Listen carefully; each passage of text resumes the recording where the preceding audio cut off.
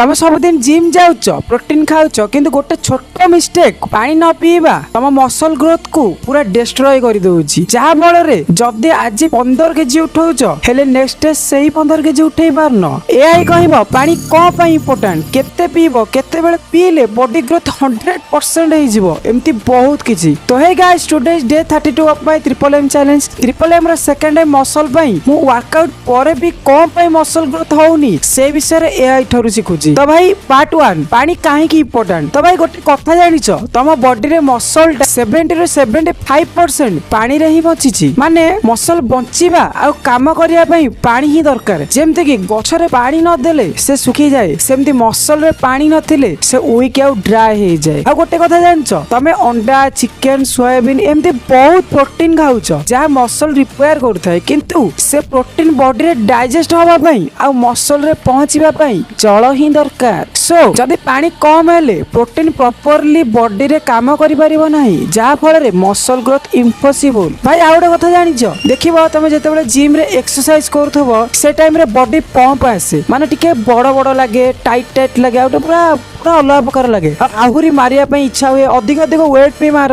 एटा को भाई हुए जानछो एटा होची बॉडी आ पानी प्रेशर रु जदी बॉडी रे पानी न थाए तारे पंप भी आसीबो नाही आ ग्रोथ कुआडू हबो। तो भाई जल वाला मसल रे जीवन प्रोटीन काम करिया पई पानी दरकार बॉडी पंप होबा पई पानी दरकार बॉडी ग्रोथ होबा पई भी पानी दरकार ता बोली न हांडिया हांडिया पानी पीबो नले हांडिया भलिया मुत्ती बजे। भाई पार्ट 2 स्ट्रेंथ लॉस कौन पाई हुए माने जदी बॉडी रे मात्र 1% पानी कम हो जाए ना तम मसल पावर 10% कम हो जाए। तमे जेतेले चेस्ट प्रेस रे 20 केजी उठाउतिलो पानी कम थिले सेटा 18 केजी उठिया भी बहुत कष्ट हे छि एनर्जी ड्रॉप हो जाए बॉडी वीक फील करे। आ गोटे कथा जानछो मसल ब्रेकडाउन स्टार्ट हुए माने जेतेबेले बॉडी रे पानी कम थाए सेतेबेले बॉडी रे स्ट्रेस हार्मोन रिलीज हुए जहा फल रे मसल रिपेयर होबा बदली ब्रेक होबा स्टार्ट हो जाए। एते दिन रे जो मसल तुमे बिल्ड करिया पे लगैथिबो सेटा धीरे धीरे डिस्ट्रॉय हो जाए। आ गोटे कथा जानछो गोटे गोटे कथा कहि केते कथा कहि सारलानी छाड़ो आज वीडियोटा बहुत सिंपल रहउछ आज बस करे वैल्यू ऊपर कथा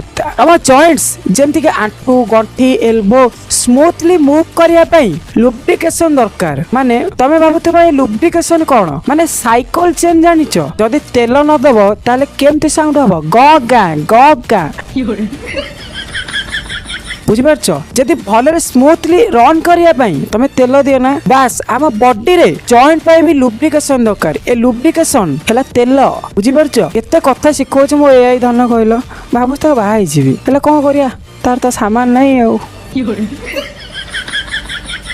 भाई लुब्रिकेशन पई भी पानी दरकार सोला सब काम रे पानी। भाई पार्ट 3 हळदी मूत्र कारण ज्ञान बहुत मिललानी एबे आसो जानिबा केते पीबा केते बेले पीबा केते थर पीबा जा फल रे हळदिया मूत्र रु मुक्ति पाइबा। भाई प्राय समस्त कहते दिन को 3 रु 4 लिटर पीवा पई किंतु ना भाई मु कहबिनी कारण समस्त बॉडी टाइप अलग किए मोटा किए पतला किए सरुआ किए गेड़ा किए डेंगा ए सब रे सॉल्यूशन रे गोटे फार्मूला अछि हमको तम बॉडी वेट इनटू 40 जेति के बाहरिबो सेति लिटर पानी पीवा पड़िबो माने धर तम बॉडी वेट 60 केजी हला ताले 60 इनटू 40 माने 24 माने 2.4 लिटर पानी मिनिमम तुमको प्रतिदिन पीवा दरकार। जदि जिम जाउ ताले ताठू टिके अधिक पीवा को पड़े कारण बॉडी झाड़ रे बहुत पानी लॉस कर दिए बुझी पारछ ना। आ गोटे कथा जानछो वर्कआउट टाइम रे केते पीबो एक्सरसाइज टाइम रे एकदम अधिक अधिक पानी किछि भी आवश्यक नहीं तुमको 15 रु 20 मिनिट रे टिके टिके करी 200 रु 250 ml पानी पियंतु जदि सडनली 1 लिटर पानी पीबो ना ताले पेट भारी लागिवो बेकार फील हबो। 3 नंबर यूरिन माने मूत्र कलर रे बुझंतु जदि यूरिन ट्रांसपेरेंट माने व्हाइट भलरे टका टक करके बाहरुची ताले तमे जानिबो तमे पूरा हाइड्रेट अछ। धळा मूत्र अभियान जदि यूरिन येलो कलर आछि ताले तम बॉडी की पानी नीड अछि ताको पानी दियो जदि न दियो ताले हळदी हळदी रे भासी जीवलो पुआ।